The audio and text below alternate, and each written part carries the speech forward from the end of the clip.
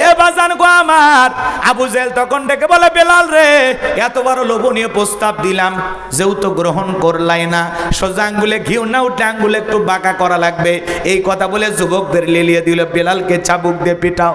হযরত বেলালকে চাবুক দিয়ে পিটাইতে পিটাইতে কালো চামড়াগুলো ফেটে রক্ত ঝরতে লাগলো। বাজান গো আমার, এরা যত জোরে চাবুক মারে, বেলাল তত জোরে আমার আল্লাহর জিকিরি করে।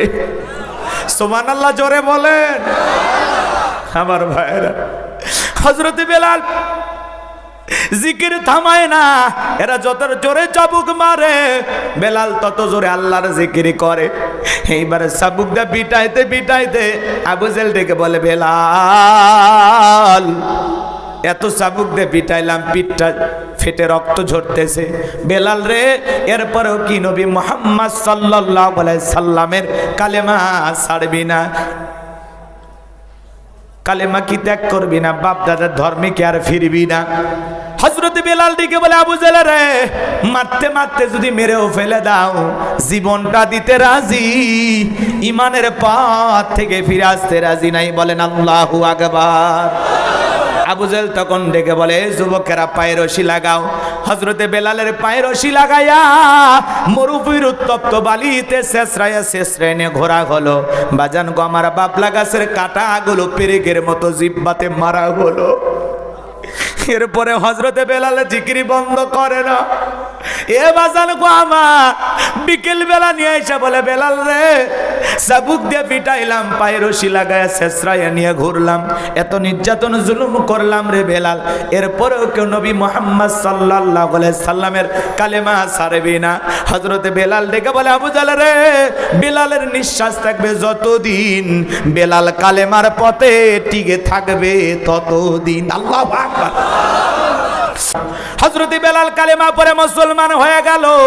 আমার নবী ডেকে বলে, বেলাল রে, কালেমা পড়ে মুসলমান হয়েছে, কথা প্রকাশ করা যাবে না, কারণ ইসলামের অবস্থা এখন ভালো না, প্রকাশ করলে সমস্যা হতে পারে। বলেন তো বাজান, ইসলামের অবস্থা কি সব সময় ভালো থাকে? কথা বলেন না কেন? রসুলের ওই সময় ইসলামের অবস্থা, পরিবেশটা ভালো ছিল না। আজও তামাম পৃথিবীর দিকে তাকায়া দেখেন, মুসলমানদের অবস্থা খুব একটা ভালো না। তামাম পৃথিবীর জালেমেরা, পশ্চিমা বিশ্বের ওই সাদা চামড়ার দলেরা একত্রিত হয়েছে পৃথিবীর জমিন থেকে ইসলাম আর মুসলমানকে বিদায় করার জন্য। আজও নেতানিয়াহুর মতো টাকলা মাথা শয়তান, বর্তমান জামানার ফিরাউন, এরাও মুসলমানের রক্ত ঝরাইতেছে। ফিলিস্তিনের হাজার হাজার নিরপরাধ শিশু, নারী, বৃদ্ধ মানুষকে তারা দুনিয়ার জমিন থেকে বিদায় করে দিচ্ছে। কথা বলেন ঠিক কি না? মুসলমানের মসজিদে, হাসপাতালে পর্যন্ত হামলা করে। বর্তমান পৃথিবীর সবচাইতে নর পশু, সবচাইতে নিকৃষ্ট জাতি হলো ইহুদিরা। মুসলমানের একটু দয়া করে আশ্রয় দিয়েছিল, এই আশ্রয় দেওয়ার কারণে আজকে তারা মুসলমানদের বিস্ফোরা হয়ে গেছে। কথা বলেন না কেন? যে হিটলার ফ্যাসিবাদী সরকার ছিল, হিটলার ওই যে 60 লক্ষ ইহুদি মারছিল, ওই বেটা মরার আগে বইলে গেছে যে ইহুদি কেন মারছি, কয়েকটা ডিম বাচ্চা রেখে গেলাম, পরে টের পাই না। তো হিটলার যা করছিল ঠিক করেছিল, এই 2-4টে যে বাঁচায় রাখছে এগুলো শেষ করা লাগতো।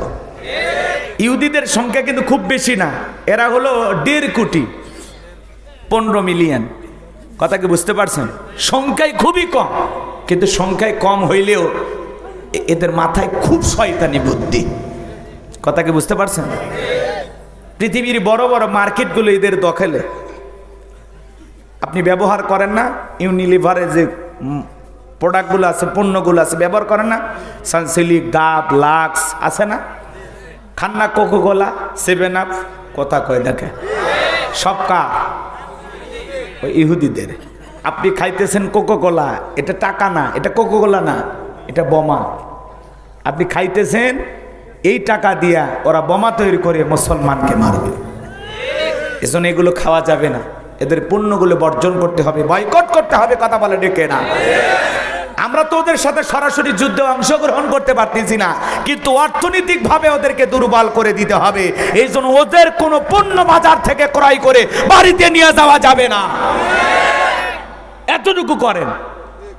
অন্য যে প্রোডাক্টগুলো পাওয়া যায় দোকানে যায় ডাইরেক্ট বলবেন ভাই ইসরায়েলি যে পণ্য আছে ওগুলো বাদ দিয়ে দেন। কথা কন, পারবেন না? যাই হোক, কথা বলতে গেলে অনেক বলা যায়। আজকে তাম পৃথিবীর জালেমেরা ঐক্যবদ্ধ হয়েছে ইসলাম আর মুসলমানের বিরুদ্ধে ষড়যন্ত্র করে এই জমিন থেকে ইসলাম আর মুসলমানকে বিদায় করে দিতে চায়। গরুর গোস্ত খাওয়ার অপরাধে ভারতে মুসলমান মারে, কাশ্মীরে মুসলমান মারে। আজও তাম পৃথিবীতে এই চীনের দিকে তাকায় দেখেন, চীনের উইঘুরের মুসলমানদেরকে ধরে নিয়ে এসে উলঙ্গ কইরা মুরগি কেটে কেটে যেমন পিস পিস করা হয়, মুসলমানদেরকে কেটে কেটে পিস পিস করতেছে। চিৎকার মেরে বলেন নাউজুবিল্লাহ। এই চীনের ভিতরে গত এক দেড় বছরের মধ্যে প্রায় 150টা মসজিদ ওরা গুড়িয়ে দিয়েছে, ভেঙে ফেলে দিয়েছে। 2.5 কিলোমিটারের মধ্যে একটা মসজিদ থাকবে ওদের ভাষ্য। কথা কি বুঝতে পারছেন?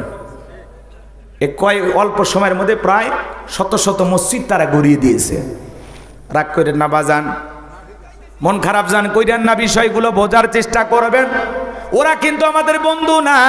চীন আপনার বন্ধু না, আমেরিকা আপনার বন্ধু না, রাশিয়া আপনার বন্ধু না, ভারতের দাদা আমাদের বন্ধু না। এরা মুসলমানকে নিজেদের স্বার্থে ব্যবহার করে, কিন্তু আমরা বড় বোকা, খাই বারবার ধোকা, এরপরে ওদেরকে আমরা চিনি না। বিজাতি কোনোদিন মুসলমানের বন্ধু হয়? ওই যে চাকমা মুসলমানের সাথে বন্ধুত্ব করেছিল, ওই চাকমা বন্ধুরা কি করলো? মুসলমানকে মাইরে আবার গোস্ত রান্না করে। কথা কয় না, কথা কয় না, কথা কয় না। তো বিজাতিরা মুসলমানের বন্ধু হতে পারে না, এটা মাথায় রাখবেন। ওরা যদি আপনার বন্ধুত্বের হাত বাড়ায় বুঝবেন এর ভিতরে এটা বন্ধুত্বের হাত না, এটা মরার ফাঁদ। এটা মাথায় রাখা লাগবে। আমরা তো বুঝি না, তাম পৃথিবীর বড় বড় লিডার যারা এক একটা চেহারা বানরের মতো, হনুমানের মতো, এ কথা কর না। দেখতে মনে হয় মানুষ, কিন্তু আসলে মানুষ না, এরা পশু, মানবরূপী পশু। উলাইকা কাল আনাম বাল হুম আদল। এরা চতুষ্পা জঙ্গলি জানোয়ারের চাইতে নিকৃষ্ট, কারণ এদের হাতে মুসলমানের রক্ত লেগে আছে। কথা বলেন ঠিক কিনা? মনে রাখবেন, তাম পৃথিবীর জালেমেরা যারা মুসলমানের রক্ত নিয়ে খেলা করতেছে, মনে রাখবেন শেষ পরিণতি হলো পরাজয়, মুসলমানদের শেষ পরিণতি হলো বিজয়। বিজয় আমাদের হবে ইনশাআল্লাহ। চলেন সামনের দিকে যাই। বাজান গো, আমার যে কথা বলতে চাচ্ছিলাম, হযরতে বেলাল ডেকে বলেন, নবী গো, আমি কালেমা পড়ে মুসলমান হয়েছে, আপনি শুধু দোয়া করেন মৃত্যু পর্যন্ত যেন কালেমার পথে টিকে থাকতে পারি। আমি বেলালের জীবনের কোনো দাম নাই। ও নবী, আমার মনি উমাইয়াকে বলেছিলাম উট দুম্বা ছাগল পেশাব পায়খানা করে দেয়, এই ঘরে থাকতে আমার বড় কষ্ট হয়। উমাইয়া ডেকে বলে, বেলাল রে, উট্টুম্বা ছাগলের দাম আমার কাছে আছে, কিন্তু তোর মতো কালো হাফসি বেলালের দাম আমার কাছে নাই। জোরে কর নাউজুবিল্লাহ। ডেকে বলে, নবী গো, আমার জীবনের কোনো দাম নেই, আপনি আমার জন্য দোয়া করেন। এই কথা বলে হযরতে বেলাল চলে আসলেন। সকালবেলা হয়ে গেল, সূর্য উদয় হয়ে গেছে, অনেকটা বেলা হয়ে গেছে। হযরত বেলাল দরজা খোলে না। অন্যান্য চাকর বাকর যারা আছে ওরা উমাইয়ার কাছে নালিশ নিয়ে গেল, উমাইয়া গো, এখন পর্যন্ত বেলাল দরজা খোলে নাই, উট্টুম্বা ছাগলের পেশাব পায়খানা পরিষ্কার করে নাই, তাই নাকি? বলে হ্যাঁ। এইবার দরজা এসে ডাক দেয়, বেলাল দরজা খোল। হযরতে বেলাল দরজা খোলে না, জোরে করে ধাক্কা মারছে, দরজা খুইলা গেছে। এইবার উমাইয়া তাকায় দেখে সেই রাত্রিতে হযরত বেলাল কালেমা পড়ে মুসলমান হয়েছে। ওই রাত্রিতে একটা উট দুম্বা ছাগলের কাছে কোনো পেশাব পায়খানা নাই। আল্লাহু আকবার। এইবার উমাইয়া ডেকে বলে, চাকরের দল, বেলালের বিরুদ্ধে মিথ্যা অভিযোগ দাও। তোমরা যখন ঘুমাচ্ছিলে বেলাল তখন ময়লা আবর্জনা পরিষ্কার করেছে, তাকায় দেখো না একটা উট দুম্বা ছাগলের কাছে কোনো পেশাব পায়খানা নাই। আল্লাহু আকবার বলেন। এইবার ডেকে বলে, যাও নিজেদের কাজ করো। এই কথা বলে এক পা দুপা করে বেলালের কাছে গেলেন। হযরত বেলাল মাথা টানত করে দেয়ালের সাথে পিঠটা হেলান দিয়া জিহ্বা নাড়ায়া জিকিরি করে কার। এই এইবার হযরত বেলালকে হালকা করে ধাক্কা মারছেন, যখন জবান দিয়ে কালেমার আওয়াজ বের হয়েছে তখন হযরত বেলালের কণ্ঠে কালেমার আওয়াজ শোনার সঙ্গে সঙ্গে উমাইয়া ডেকে বলে, বেলাল রে, তোর জবান দিয়ে সব কি শুনলাম, তুমি কি কালেমা পড়ে মুসলমান হয়েছো? হযরত বেলাল ডেকে বলে, মুসলমান হয় যারা মিথ্যা কথা বলতে পারে না তারা, ওয়াকুলু কাওলান সাদীদা। মুসলমান হবে সত্যবাদী, মুসলমান কোনোদিন মিথ্যাবাদী হতে পারে। আর ওরা কি মিথ্যা কথা বলে সকালবেলা নাস্তা করে, মিথ্যা কথা বলে দুপুরবেলা লাঞ্চ করে, মিথ্যা কথা বলে রাতে ডিনার করে, বড়া পেটেও মিথ্যা, খালি পেটেও মিথ্যা। মিথ্যা বলতে বলতে চেহারা বেঁকা হয়ে গেছে, শয়তান পর্যন্ত বলে আমিও এত খারাপ না। মিথ্যাবাদী আছে না? না, ঠ্যাং একটা কবরে গেছে তাও মিথ্যা বলা ছাড়ে না। আল্লাহ হেদায়েত দান করুক। আরো আস্তে কন, এত আস্তে বলবেন যাতে মহিলারা না শোনে। আমরা কি মিথ্যাবাদী হব না সত্যবাদী? মুসলমান কি মিথ্যাবাদী না সত্যবাদী? মুসলমানের কথায় কাজে মিল থাকা লাগবে। কথা বলেন ঠিক কি না? আমার ভাইরা মনোযোগ দিয়ে শোনেন, সামনে গেলে আরো কিছু বলবো বাজান, যে কথা বলতে চাচ্ছিলাম। উমাইয়া ডেকে বলে, বেলাল এখনো সময় আছে, নবী মুহাম্মদ সাল্লাল্লাহু আলাইহি সাল্লামের কালেমা ত্যাগ করো, আবার বাপ দাদার ধর্মে ফিরে আসো, উট দুম্বা ছাগলের মালিক বানায় দেব, থাকার জন্য ভালো ঘরের ব্যবস্থা করে দেব। হযরত বেলাল ডেকে বলে, উমাইয়া দুনিয়ার পার্থিব সম্পদের বিনিময়ে বেলাল তার ঈমান বিক্রি করবে না। চিৎকার মেরে বলেন আল্লাহু আকবার।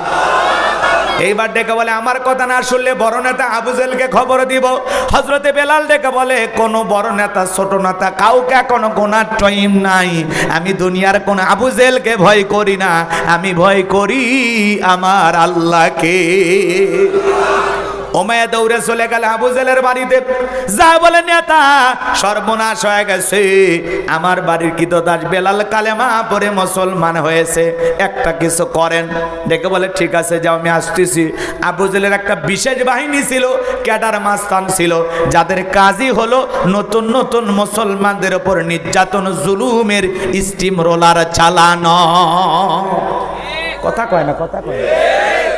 আবু জেহেলের একটা বিশেষ বাহিনী ছিল, যাদের কাজই হলো নতুন নতুন নিরীহ মুসলমানদের উপর নির্যাতন জুলুম চালানো। আজও তাম পৃথিবীর দিকে তাকায় দেখেন, ওই জালেমদের একটা বিশেষ বাহিনী আছে, যাদের কাজই হলো মুসলমানের রক্ত নিয়ে খেলা করা। কথা বলে ঠিক কিনা? কথা বোঝা লাগবে আমার ভাইয়ারা, ভালো করে বোঝেন। এইবার আবু জেহেল ক্যাডার মাস্তান সঙ্গিনী উমাইয়ার বাড়িতে হাজির হয়ে গেল। আবু জেহেল এইবার এসে বেলালকে ডাক দিয়ে বলে, বেলাল এইদিকে আসো। বেলাল রে, আমি আবু জেহেল তোরে পার্সোনাল ভাবে মহাব্বত করি। বেলাল, তোমার উট দুম্বা ছাগল লাগলে মালিক বানায় দেব, থাকার জন্য ঘর বাড়ি লাগলে দিয়ে দেব, ব্যবসা বাণিজ্য যদি করতে যাও দেড়হাম টাকা পয়সা যা লাগে আমি আবু জেহেল দেব। একটা লোভনীয় প্রস্তাব হযরত বেলালকে দেওয়া হলো। বেলাল রে, একটাই দাবি, নবী মুহাম্মদ সাল্লাল্লাহু আলাইহি সাল্লামের দল ত্যাগ করে আমাদের দলে আসবি।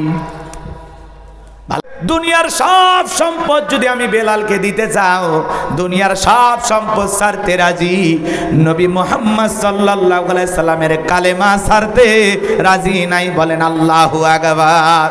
বেলালের মতো যারা খাঁটি ইমানদার, এরা কখনো বাতিলের সাথে আপোষ করে না। বাংলাদেশের একজন প্রখ্যাত হাদিস বিশারদ মুফতি কাজী ইব্রাহিম নাম, আল্লাহু আকবার বলেন, মনের দুঃখ কষ্ট নিয়ে বাংলাদেশ ছেড়ে তিনি চলে গেলেন। কেন তিনি দেশ ত্যাগ করলেন, এর পিছনে রহস্য আছে না নাই? মুফতি কাজী ইব্রাহিম তিনি 3 দিন আগে একটা বক্তব্যের ভিতরে বলেছেন, মনে বড় কষ্ট নিয়ে নিজের মাতৃভূমি ছেড়ে আমি কাতারে চলে আসলাম। মন তো চায় না বাংলাদেশ ছাড়তে, মন তো চায় না দেশের মুসলমানকে ছাড়তে, কিন্তু আমি বাধ্য হয়েছি। আমাকে অনেক হুমকি ধুমকি দেওয়া হয়েছে, আমার ওপরে অনেক নির্যাতন করা হয়েছে, এই জন্য নিজের মাতৃভূমি ছাড়তে আমি বাধ্য হয়েছি। আপনারা আমার জন্য দোয়া করবেন, পরিবেশ ভালো হলে আবারও নিজের মাতৃভূমিতে আমি ফেরত আসবো। বলেন আল্লাহু আকবার। মুফতি কাজী ইব্রাহিম দেশ ছেড়ে চলে গেলেন, দেশ ত্যাগ করলেন। এর পেছনে কারণ কি? কারা তাদের হুমকি দিল? কেন তাকে যাইতে বাধ্য করলো? মনে রাখবেন বাজান গো আমার, আজকে যারা নিরহ আলেমদের ওপর এরকম নির্যাতন করতেছেন, আজ হোক কাল হোক আল্লাহর দুনিয়া ছেড়ে সবাইকে পরকালে যেতে হবে। এই দিন নয়, আরো দিন আছে, এই দিন নিয়ে যাবে সেই দিনের কাছে। দুনিয়ার জীবন শেষ নয়, পরকাল নামের আর একটা জীবন আছে, এখনো সময় আছে। আল্লাহকে ভয় করুন, আল্লাহকে ভয় করুন। কথা বলেন ঠিক কি না? মুফতি গাজী ইব্রাহিম নিরহংকার একজন আলেম, কওমি আলিয়া দল মত নির্বিশেষে যারা হাদিস শোনার জন্য মানুষ পাগল পারা, যার কণ্ঠে কোরআনের তাফসীর বয়ান শোনার জন্য লক্ষ লক্ষ মানুষ যারা মাহফিলে যাইতো। কথা বলেন ঠিক কিনা? মুফতি গাজী ইব্রাহিমের জন্য আমরা দোয়া করব। আল্লাহ পাক তিনি যেখানেই থাকেন নিরাপদে থাকুন, ভালো থাকুন। সেই দোয়া ভালোবাসা আমাদের আছে না নাই? তিনি কেন দেশ ত্যাগ করেছেন নিজের মুখে বলেছেন, আমি বাধ্য হয়েছি আসতে, আমাকে বাধ্য করা হয়েছে। আমার মন চায় নাই বাংলাদেশের মতো এত সুন্দর ভূমি, এত সুন্দর জমিন, এত সুন্দর একটা দেশ ছেড়ে বিদেশে কেন আসব? কথা বোঝেন নাই মনে হয়? রাগ করেছেন? কথাকে আরো ক্লিয়ার করে বলা লাগবে। অল্পতেই বুঝে নেন, জ্ঞানী লোকের ইশারায় যথেষ্ট কথা বলে, ঠিক কিনা? আমার ভাইয়েরা, মুসলমানেরা কখনো ভয় পায় না। মুসলমানেদের হিজরত করার অভ্যাস থাকার দরকার আছে না? না, যেখানেই যাবে মুসলমান দিন প্রচার থেকে বিরত থাকবে না। মুফতি গাজী ইব্রাহিম যেই জমিনেই যাবে ওই জমিনেই কোরআনের প্রচার প্রসার করবে, হকের পক্ষে মানুষকে দাওয়াত দিবে। কথা বলেন ঠিক কিনা? এই কণ্ঠগুলোকে থামানো যাবে না, এই কণ্ঠগুলোকে নিস্তব্ধ করে দেওয়ার শক্তি দুনিয়ার কারণ আছে নাকি? এই যে মিজানুর রহমান আজহারি ভাই দেশের বাইরে আছেন, কি দাওয়াত কমেছে না বেড়েছে? কথা কন। আন্তর্জাতিকভাবে আল্লাহ তাকে কবুল করেছেন। বিভিন্ন দেশে, আমেরিকা যাচ্ছেন, লন্ডনে যাচ্ছেন, মালয়েশিয়া যাচ্ছেন, বিভিন্ন দেশে সফর করে করে তিনি কোরআনের দাওয়াত পৌঁছাইতেছেন। আল্লাহু আকবার বলেন। সবাই দেশে থেকে দাওয়াত দেবে, বিদেশেও 2-4 জন থাকবে ইনশাআল্লাহ। বাংলাদেশের মানুষ, বাংলাদেশের আলেম, বাংলাদেশের দ্বীনের দায়ীরা আন্তর্জাতিকভাবে বিভিন্ন দেশে গিয়ে কোরআনের দাওয়াত দিচ্ছেন। এতে আমরা খুশি না বেজা? খুশি হইলে জোরে বলেন আল্লাহু আকবার। হেরে যাবে ওদের হিংসা, জিতে যাবে আমাদের ভালোবাসা। কোনো সমস্যা নাই, যেখানেই পাঠাবেন সেখানে দাওয়াত চলবে। কথা কন না কেন? রাগ করেছেন?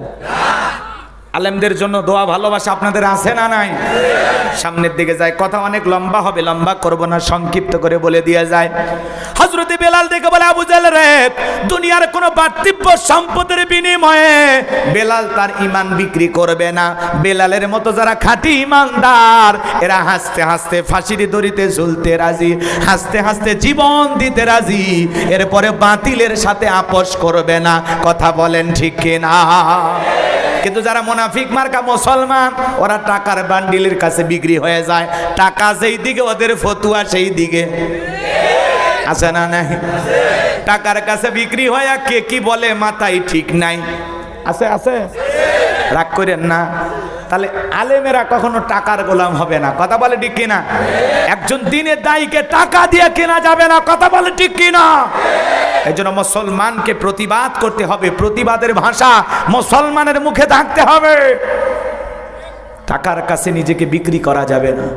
আল্লাহ আমাদের সঠিক বুঝ দান করুন। আরো জোরে বলেন আমিন। হযরতে বেলালের কথা মনে হয় ভুলে গেছেন, ভুলে যায় না, একটু মনোযোগ দিয়ে শোনেন।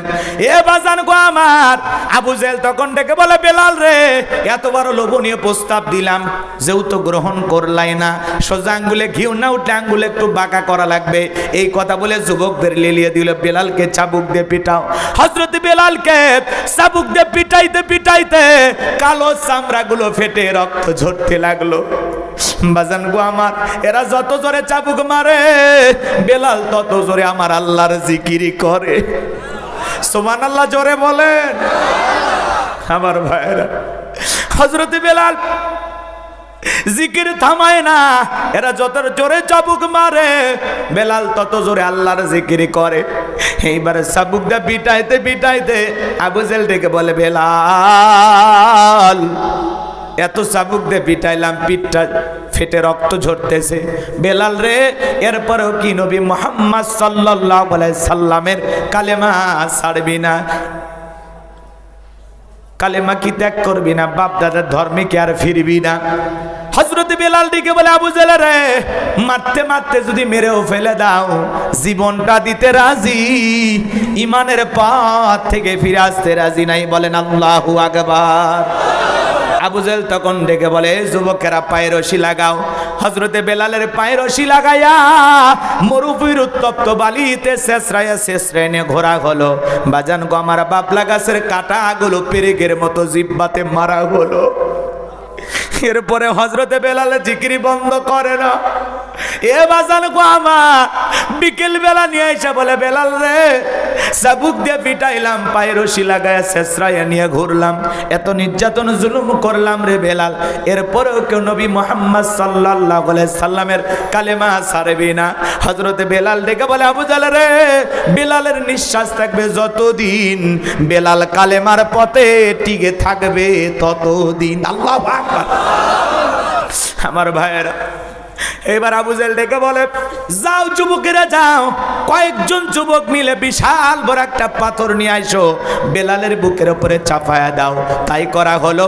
কয়েকজন যুবক বিশাল বড় একটা পাথর নিয়ে আইসা হযরতে বেলালের বুকের উপরে চাপায়া দিয়া, আবু জেহেল মনে করলো এই পাথরের চাপার আঘাতে বেলাল মারা যাবে। এই কথা ভেবে কাফেররা চলে গেল। বাজার কো আমার, হযরতে বেলালের বুকের উপরে পাথর, এরপরেও জিহ্বা নাড়ায়া জিকিরি করে কার? জিকির বন্ধ নাই, চোখের কোনা দিয়ে পানি পড়তেছে, জিহ্বানার আল্লাহর জিকিরি করতেছে। আপনাকে তো জিকিরি করার জন্য কেউ ফিটায় না, তারপরে আমরা আল্লাহর জিকিরি করি না। কথা বলে না কেন? চলতে ফিরতে আল্লাহকে স্মরণ করি না, আল্লাহর জিকির আপনার আমার জবানে নাই। বাজান গো, একটু মনোযোগ দিয়ে শোনেন। হযরতে বেলাল জিহ্বানার আল্লাহর জিকির করে, বুকের উপরে বিশাল বড় একটা পাথর, ডেকে বলেন, আল্লাহ তুমি তো সেই আল্লাহ, ইব্রাহিমের জন্য যদি নমরুদের আগুনকে ফুলের বাগান বানায় দিতে পারো, ও আল্লাহ তুমি কি পারো না বেলালের বুকের পাথরটাকে তুলার মতো নরম বানায় দিতে? হযরতে বেলাল দোয়া করতে দেরি, আসমানের মালিক আল্লাহ দোয়া কবুল করতে দেরি করে নাই। বেলালের বুকের পাথরটাকে আমার আল্লাহ তুলার মতো নরম বানিয়ে দিয়েছেন। বলেন আল্লাহু আকবার। হযরতে বেলালের নিঃশ্বাসের সাথে পাথর ওঠে আর নামে। বলেন আল্লাহু আকবার। আশিকে রাসূল বেলাল, নবীর পাগল বেলাল, নবীকে কত ভালোবাসতেন জানেন?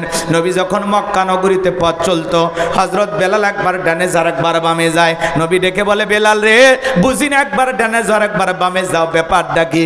হযরত বেলাল ডেকে বলে, নবী গো, ওই কাফেররা আপনার শত্রু, আপনাকে টার্গেট করে ওরা যদি বাম থেকে তীর নিক্ষেপ করে, ওই তীরটা যেন সর্বপ্রথমে বেলালের বুকের ভিতরে ঢোকে। আমি বেলাল মারা গেলে ইসলামের ক্ষতি হবে না। আবার ডান দিকে যায়, ওরা যদি ডান দিকে তীর নিক্ষেপ করে, ওই তীরটা যেন সর্বপ্রথম আমি বেলালের বুকের ভিতরে ঢোকে। আমি বেলাল মারা গেলে ইসলামের ক্ষতি হবে না।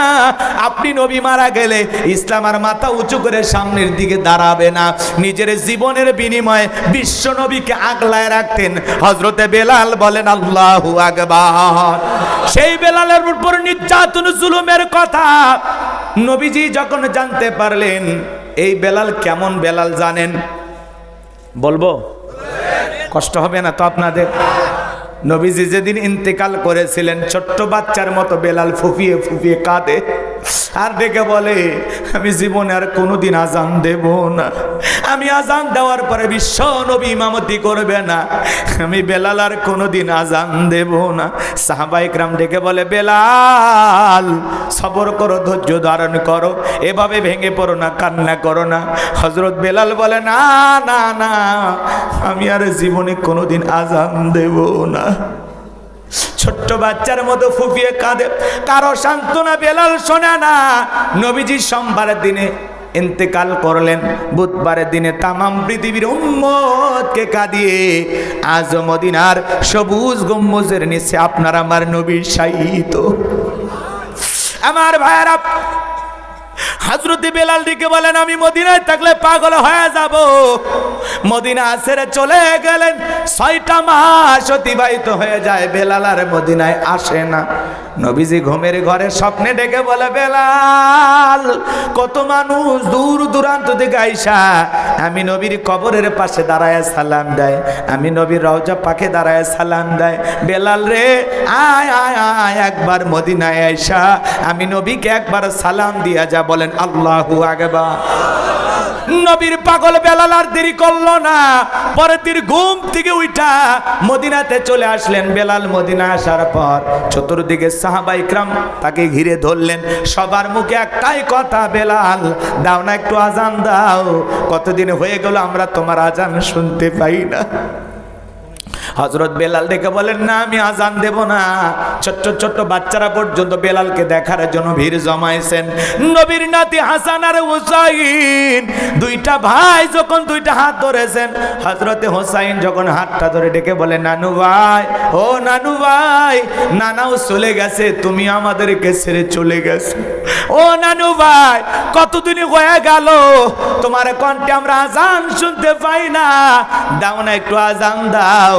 হযরতে হুসাইন বেলালের হাতটা ধরে যখন নানু ভাই বলে ডাক দেয়, হযরতে বেলাল তাকায় দেখেন হুসাইনের চেহারার উপরে বিশ্বনবীর চেহারা মোবারক ভেসে উঠেছে। মনে হয় মদিনার নবী ডাইকা বলে, বেলাল দেন একবার আজান দে, আমি নবীও তোর আজান শুনতে চাই। বলেন আল্লাহু আকবার। হুসাইন যখন হাতটা ধরে নানু ভাই বলে ডাক দেয়, বেলাল আর নিজেকে কন্ট্রোল করতে পারলো না। 6 মাস পরে মদিনাতে আইসা আবারও বেলাল আজান দিলেন। বলেন আল্লাহু আকবার। সেই বেলালের বুকের উপরে পাথর নির্যাতন জুলুমের খবর নবীজির কান পর্যন্ত যখন পৌঁছে গেল, নবী আবু বকরকে ডেকে বলে, আবু বকর, আমার বেলালের কষ্টের কথা আমার সহ্য হয় না, যাও বেলালকে তুমি আজাদ করো, মুক্ত করো। এবার আবু বকর সিদ্দিক রাদিয়াল্লাহু তাআলা আনহু কয়েক গুণ দাম বেশি দিয়া গোলামীর জীবন থেকে হযরত বেলালকে আজাদ করলেন, মুক্ত করলেন। বলেন আল্লাহু আকবার।